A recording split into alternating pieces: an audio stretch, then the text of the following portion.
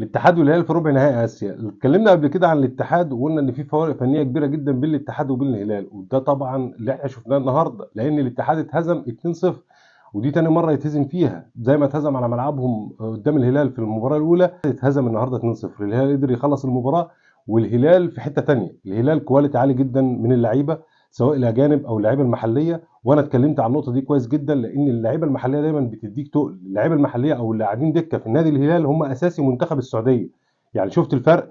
النادي الاتحاد الراجل جاي جديد وبيعاني من الكواليتي اللي معاه، السكواد اللي معاه مش مساعده.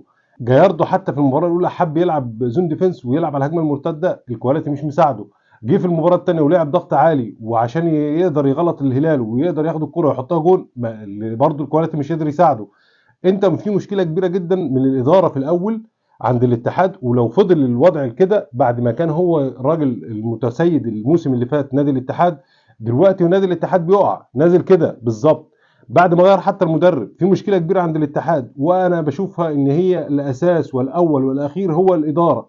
الاداره ما قدرتش تدعم نادي الاتحاد بصفقات من اول الموسم، حتى في الانتقالات الشتويه ما قدرش يدعم الاتحاد بصفقات قويه مع اللعيبه اللي موجوده، لدرجه ان الراجل بيلاعب احمد الغامدي من ناشئين الاتحاد وهو لعيب مميز جدا النهارده، بيلاعب مروان الصحفي من الاتحاد برضه، هم لعيبه كويسه جدا، بس فرق كواليتي يا جماعه، فرق كواليتي. انت لما تقابل مالكم وسافيتش ومتروفيتش واللعيبه دي كلها او سالم الدوسري حتى، لعيبه كبيره جدا، انت بتقابل مين وانت مين؟ مع احترامي ليك، انت عايز بس طموح جمهور الاتحاد ما يوصلش لفوق، لان انت اخرك ممكن ما تاخدش اي بطوله السنه دي، بس المفروض ان انت تجهز للبطولات او للسنه الجديده.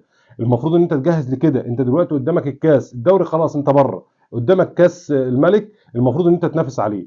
لو ما قدرتش ان انت تاخده فشيء ما يزعلش، لان انت الكواليتي عندك ضعيف جدا مهما انت حاربت. والنهارده لو كان الاتحاد لعب اكتر من 90 دقيقه حتى ما كانش هيحط جوان، وده الشكل اللي احنا شفناه النهارده.